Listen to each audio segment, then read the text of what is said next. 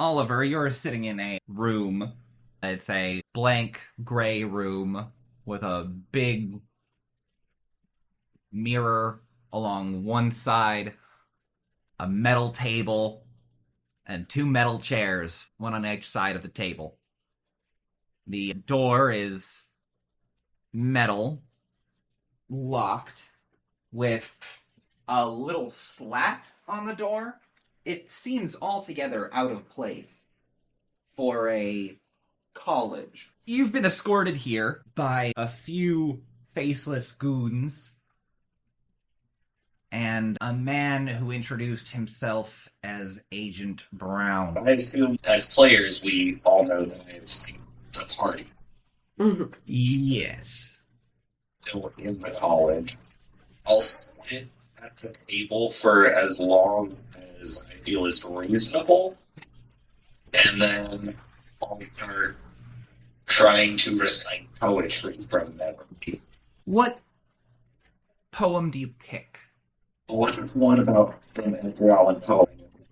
Murders in the Rue Morgue. Yeah.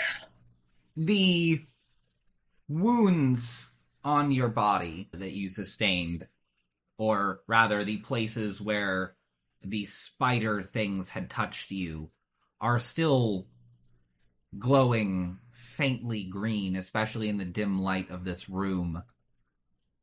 The skin around it itches, and the clothing on top of the skin looks slightly charred. The nausea and dizziness that you're experiencing, you've worked in enough physics to know that you've got some radiation exposure going on here. Oh. Can I attempt to purify myself with my life sphere? Even with the radiation drink that Ollie made earlier? The anti-radiation drink? That will serve as a focus for what Oliver is trying to do now. Okay. As you have drank your anti-rad serum, you are reciting poetry, and using the radiation as an energy source to heal your own cells. That's going to be life and forces. Oh, I don't have forces. Oh, you don't have forces. Then life and prime. I also don't have prime yet. Oh, I thought you did. I thought you did have We were prime. talking about taking it last game. Yeah, prime is going to be the first one that I take next. And life, matter, and time. Life, matter, and time. Were I you, I would swap that time to either prime or forces. Okay, I'm kind of switching to the prime. Because I read more of it, I was like, oh, this seems fun, but also it's difficult to, like, grade, so I don't really know how to use it. That's cool, I'm down with switching that to prime, because that works better. It does, definitely flavor-wise, with what your character's doing, and also Prime is one of those that pretty much everybody needs one button at some point, just to be able to harness the primal energies of the universe. So you're now at Arete 3, and I don't know if you stuck around long enough for me to say that I am giving you a free third rank in your affinity sphere, provided you can get through your seeking. Your group patron is currently Agent Gray, aka Veronica Sohei. Who's also my mentor. Yes. Mentil. Oh my god. Resources too. Oh, yeah. Resource 2 is good. You got some credit cards. You get a free credit card for running the stream? Yeah. As you are reflecting on what you witnessed, you feel yourself fall backwards into a background static on a TV between channels, but it's yellow gold. And then you feel yourself hit the ground, as if your chair had fallen backwards, but the room is now dark. You're in a large space. It's certainly larger than the room before, but you can't tell how big. Suddenly, 3 rectangles flicker to life on what you can now see as one of the walls of this large room. It must be like 30 feet high and tapers back. There is some electronics and some sort of lens. You're inside a television. Maybe a monitor? Certainly a CRT of some kind. The squares on the screen are images looking into different rooms.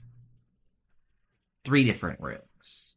One of which is a slightly cluttered space with 2 people sitting on a bed with a green ruffled blanket and some green plaid sheets and pillows.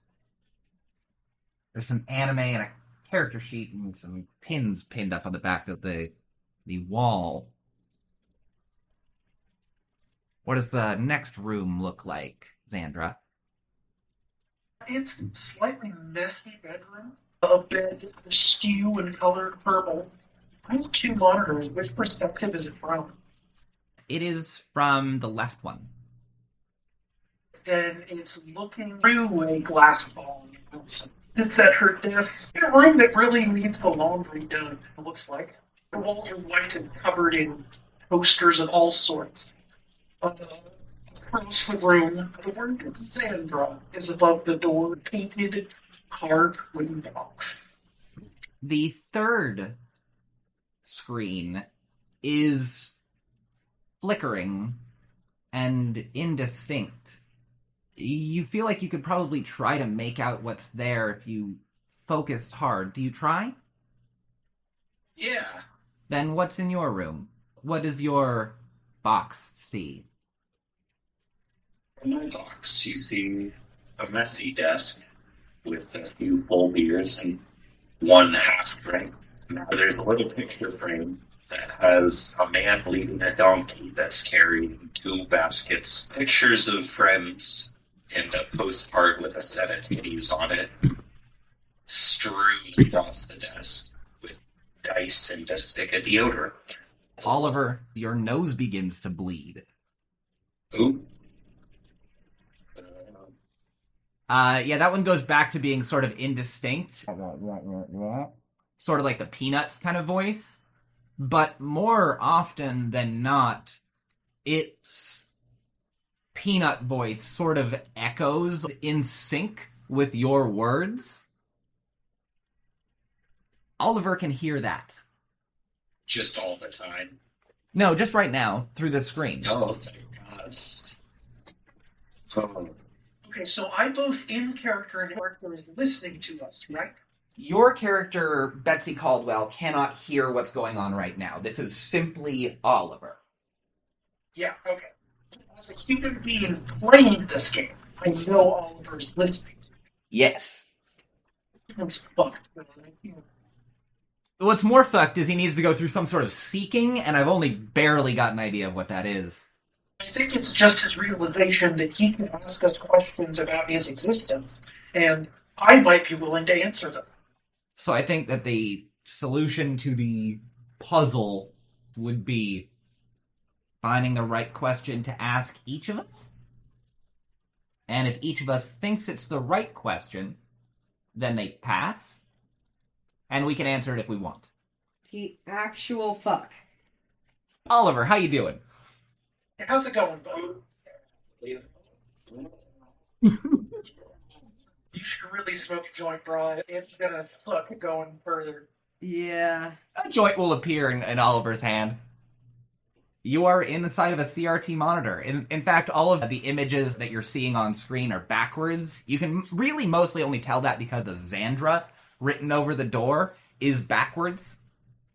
I should look at that picture we have of you, so it's like I'm looking at you. And in that picture, you're smoking a joint. Perfect. Because I have the perfect question for Bird. What's that? All people who have eaten a hot dog, they themselves also a hot dog. First, before you answer the question, you must first answer whether or not it is the correct Yes, question. it is the correct question. Sizzle knows me too fucking well, and the answer is yes. Congratulations, you have passed 1/3 of your seeking. Too fucking well. 1 down, 2 to go. Access to all of the books that describe the mechanics of your universe, so I think real hard about what sort of question you want. If you can come back around on this one, I'm not going to mind if you wait. I'm fine. I'm coming to terms with the fact, after playing D&D for 10 years, that it is like acceptable and encouraged for me to entirely metagame. What, with Life 2, Prime 2, and Matter 2, what would you say is the best, what's the thing called, procedure that I could take? The best procedure you could take. Or know of off the top of my head. What is the best use, or your personal opinion of the best use for my magic with the skills available to me? That's the right question. I need to establish that first, Scott. Correct. Yes, I do think that's the right question. You could roll in a lot of magic. It would take some quintessence, but you could probably make a fucking golem of some sort with that. You should make the golem that your soul is connected to, that your player would then be able to craft correctly. And I think that would be the most helpful thing you could do with the spheres of life, primal utility, and magic. I could say hi to my raccoon friend. You're my raccoon friend. Yes! Your mutagenic water. I would use your mutagenic water and your drug abilities to take a living thing and remake it into Thea. And then the next one's the hard one. Now you get to ask the GM anything. Have fun with that. Can't imagine she'll be as generous. There's probably a pretty specific one that we're in. You'd be surprised. I can work with this. It's a little on the spot, but this is where I go for the green. It's your opportunity. Why not? That's what I'm saying. Is Dick still alive and in Portland? Is unfortunately the wrong question, because it is not a question that Oliver would ask. It is a question that Dizzle might ask, but it is not a question that Oliver would. The screen flicks off. Meatloaf said 2 out of 3 ain't bad. 2 out of 3. 2 votes against 1. Passes the seeking. Arete 3 gained. Life 3 gained. Okay, that song came out in the 70s. We're good. Yes. Yep. Unfortunate. But hey, majority wins. I know, I think that that actually works pretty well as a example. Yeah, I like that a lot. That was fun. Then let's go with yours next, John.